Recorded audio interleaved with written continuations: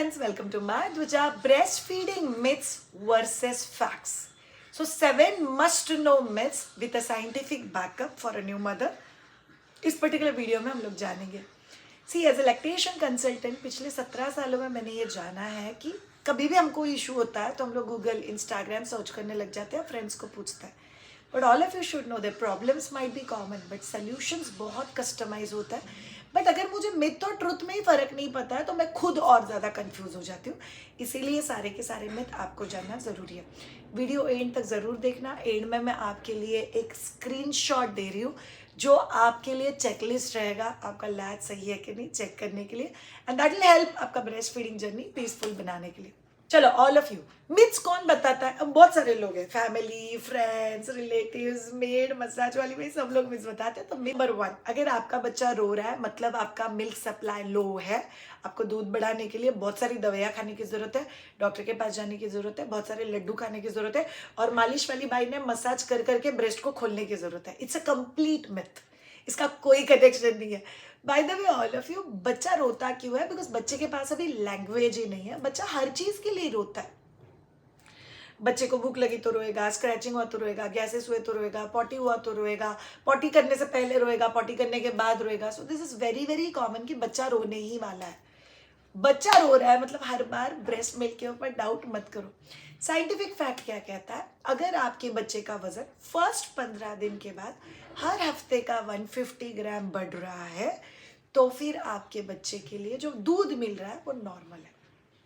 क्या आपका बच्चा 5 से ज़्यादा बार सूसू कर रहा है? हाँ कर रहा है. तो फिर आपके बच्चे को जो दूध मिल रहा है वो एब्सोल्युटली नॉर्मल है. आपको उसमें कोई भी चेंजेस नहीं करना है.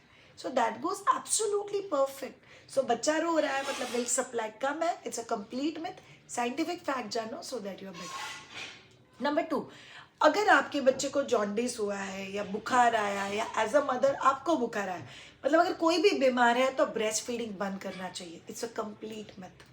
लूज मोशंस, फीवर, जॉन्डिस या मदर को फीवर, इसमें से किसी भी सिचुएशन में ब्रेस्ट फीडिंग बंद नहीं करना है. इनफैक्ट ब्रेस्ट मिल्क में बहुत सारे एंटीबॉडीज़ होते हैं जो बच्चे को भी प्रोटेक्ट करेंगे और मम्मा को भी प्रोटेक्ट करेंगे.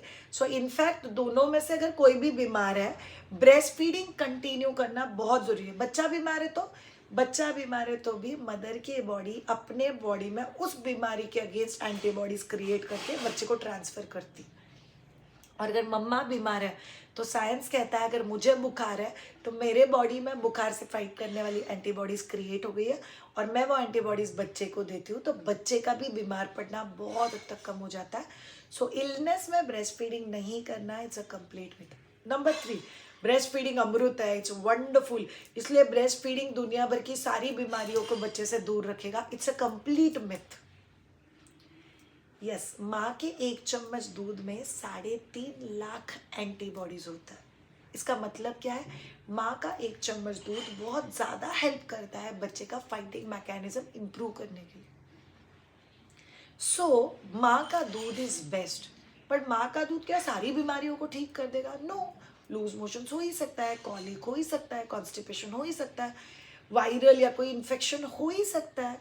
उसी के साथ आपके बच्चे को जॉन्डिस हो ही सकता है.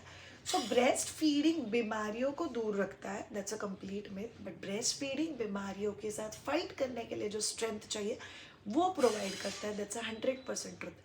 ब्रेस्ट फीडिंग आपकी रिकवरी का स्पीड बढ़ाता है, दैट्स 100% ट्रुथ. रिकवरी में जो हाइड्रेशन लगता है, जो गुड क्वालिटी प्रोटीन लगता है वो ब्रेस्ट मिल्क देता है, दैट्स वेरी गुड. बीमारी में डाइजेशन थोड़ा सा कॉम्प्रोमाइज होता है, ब्रेस्ट मिल्क डाइजेस्ट होने में आसान है इसीलिए वो हेल्प करता है, दैट्स 100% ट्रुथ. चौथा मिथ कि अगर मम्मा का सी सेक्शन हुआ है तो उसने ब्रेस्ट फीडिंग नहीं करना है. एंड लॉट ऑफ मदर्स मुझे बोलते हैं वो मेरा सी सेक्शन हुआ था ना तो पहले 2 दिन तो दूध देना जमा ही नहीं और दूध आया ही नहीं. It's a complete myth.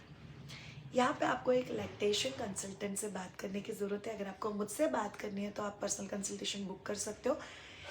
But आप लोग को समझना है कि सी सेक्शन हो या जो नॉर्मल डिलीवरी हो, आपको केयर प्रोवाइडर के हेल्प के साथ इधर lactation consultant, nurses, breast feeding immediately शुरू करना है. बट उसमें आपका विलिंगनेस होना चाहिए कि क्या आपको वो जल्दी शुरू करने की चाहत है. लॉट ऑफ टाइम अयो अम्मा बहुत दुख रहा है, लेट मी टेक ब्रेक. दुख रहा है क्या? 100% दुख रहा है, आप कोई नाटक नहीं कर रहे हो। बट आपको पता है अगर आप 2 से 3 दिन ब्रेस्ट फीडिंग करोगे ही नहीं तो बाद में ब्रेस्ट फीडिंग सेट करना बहुत मुश्किल हो जाता है। आप उसको कैसे मैनेज करोगे उसके बारे में कभी सोचा है? So you need to think in this direction also. Number 5, it's an 100% myth कि ब्रेस्ट फीडिंग करने की वजह से आपके ब्रेस्ट का शेप और टोन बिगड़ जाएगा। It's a myth. अगर आप लोग ब्रेस्ट फीडिंग गलत पोजीशन में करते हो तो फिर यस आपके ब्रेस्ट ज़्यादा सैग होंगे। से बच्चा नॉर्मल पोजीशन से बहुत नीचे है तो बच्चा नीचे नीचे खींचते जाएगा तो ब्रेस्ट सैग हो सकता है। दूसरा चीज़, आप ब्रेस्ट फीडिंग करते हो जैसे झुक के ब्रेस्ट फीड करा रहे हो, breast feeding will give you back pain, ये मिथ है। बट ब्रेस्ट फीडिंग का रॉन्ग पोस्चर अगर है तो it will give you back pain, ये ट्रूथ है। सो आप लोगों को ब्रेस्ट फीडिंग के सारे पोजीशंस जानना बहुत ज़्यादा ज़रूरी है with the help of a care provider. But आपका सी सेक्शन हुआ है इसका मतलब आप लोग ब्रेस्ट फीडिंग नहीं कर सकते? It's a completely myth. I have lot of mother जो सी सेक्शन के बाद उसी टेबल पे we have started breast feeding, और बहुत सारे मदर्स मेरे पास जो सी सेक्शन के बाद भी एक्सक्लूसिवली ब्रेस्ट फीडेड मदर्स। सो आपको उसका टेंशन लेने की ज़रूरत ही नहीं है। मिथ नंबर 6, ब्रेस्ट फीडिंग करते वक्त अगर आप लोग ज़्यादा पानी पीते हो तो आपका ब्रेस्ट मिल्क पतला हो जाता है। Complete myth. ब्रेस्ट मिल्क वैसे भी 80% पानी है, सिर्फ 20% बाकी के न्यूट्रिशन होता है। सो अगर आप ज़्यादा पानी पीते हो तो इससे कुछ फ़र्क नहीं पड़ने वाला और आपके बॉडी में पानी स्टोर भी नहीं होता है। अगर आप एक्स्ट्रा पानी पीते हो जिसकी आपके बॉडी को ज़रूरत नहीं है तो बॉडी वो पूरा पानी निकाल देगा बॉडी से ज़्यादा सूसू करवा के।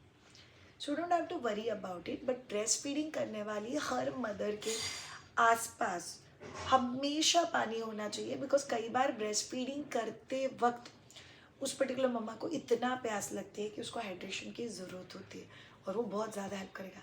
7th and last and a very very important myth, माँ के दोनों ब्रेस्ट में से दूध नहीं निकलता है, एक ब्रेस्ट में से दूध निकलता है और एक ब्रेस्ट में से पानी निकलता है। इसीलिए मदर को हमेशा दोनों ब्रेस्ट से पिलाना चाहिए at least 15 to 20 minutes on each breast. अगर बच्चे ने दोनों ब्रेस्ट पे नहीं पिया तो उसका पेट नहीं भरेगा, और अगर आपके बच्चे दोनों ब्रेस्ट पे दूध नहीं पीता है तो आपका मिल्क सप्लाई ड्रॉप हो जाएगा। ये दोनों ही चीज़ें मिलता है। सो आपके राइट ब्रेस्ट से भी दूध ही बनता है, लेफ्ट ब्रेस्ट से भी दूध बनता है। एक से दूध एक से पानी नहीं बनता है।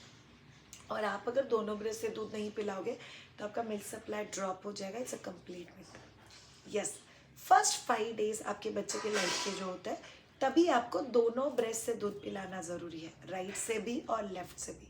बिकॉज फर्स्ट 5 डेज में अभी तक ब्रेस्ट मिल्क सप्लाई सेट नहीं है, आप लोग लैचिंग सीख रहे हो, आप लोग बच्चे के पोजीशन सीख रहे हो, इसीलिए वो चीज़ आपको बहुत ज़्यादा हेल्प करेगा, specially in this initial journey. So ये जो इनिशियल जर्नी होता है उसमें आपको ब्रेस्ट फीडिंग के सारे पोजिशंस पता होने चाहिए। So first position which is very very very important, normal hold. So बच्चा 100% मम्मा की तरफ टर्न चाहिए और आप लोग ऊपर से ब्रेस्ट को पकड़ोगे, बट बच्चा कभी हवा में नहीं चाहिए। सो नीचे पिलो चाहिए और ये सपोर्टेड चाहिए। दूसरा होल्ड, आप लोग एल्बो के ऊपर बच्चे का नेक रेस्ट कर सकते हो, बच्चे को अपनी तरफ टर्न रख सकते हो और फिर आप लोग बच्चे को फीड करा सकते हो। तीसरा पोजीशन, फुटबॉल पोजीशन, बच्चे को साइड में लेके यहाँ पे पिलो रेस करके आप बच्चे को फीड करा सकते हो। चौथा पोजीशन है स्लीपिंग पोजीशन। आइडियली हम लोग बोलते हैं अगर आप फर्स्ट टाइम मदर हो तो सुला के ब्रेस्ट फीड मत कराओ एटलीस्ट फॉर फर्स्ट 40 डेज। अगर आपका सी सेक्शन हो चुका है तो पहले 1-2 दिन शायद से डॉक्टर्स ही आपको सजेस्ट करेंगे कि आपको सोते हुए ब्रेस्ट फीडिंग कराना है। चलिए अब आपका बोनस शेयर करते हैं। श्रेया, आप क्या चेकलिस्ट दे सकते हो? राइट लैच का चेकलिस्ट।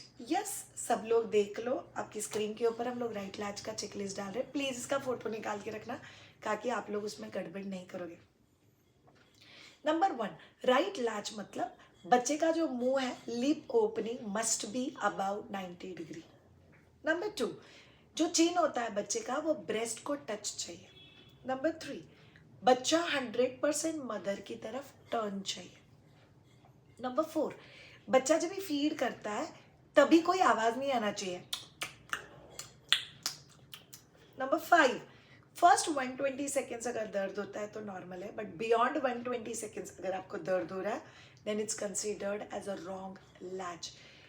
लैच में तो पेन होता ही है, पेन के साथ ही ब्रेस्ट फीडिंग होगा। No, it's a complete myth. Pain है मतलब लैच गलत है। एंड नंबर 6, फीडिंग के एंड में अगर आपका निपल का शेप लिपस्टिक शेप बन गया है तो फिर आपका लैच गलत है। पूरा का पूरा चेकलिस्ट आपके पास एक स्क्रीनशॉट के फॉर्मेट में होना चाहिए और हमेशा इसको फॉलो करो। और अगर इसमें से कोई भी चीज़ गड़बड़ होती है तो get in touch with us. अगर आपको मुझसे बात करनी है एज अ लैक्टेशन कंसल्टेंट, तो आप पर्सनल कंसल्टेशन बुक कर सकते हो। आप लर्न कंप्लीट ब्रेस्ट फीडिंग का कोर्स ले सकते हो जो आपको माइदुजा वेबसाइट पर मिलेगा in as many ways as possible. मेरा एक बहुत सिंपल टारगेट है लाइफ में, ब्रेस्ट फीडिंग मदर का जर्नी कंफर्टेबल एंड कॉन्फिडेंट बनाना है। सो अगर आपको ये वीडियो अच्छा लगा हो तो अपने उस सारे दोस्तों के साथ शेयर करना जो ब्रेस्ट फीडिंग की जर्नी से जा रहे हैं। And do subscribe to the channel. Have a great time, take care, bye bye.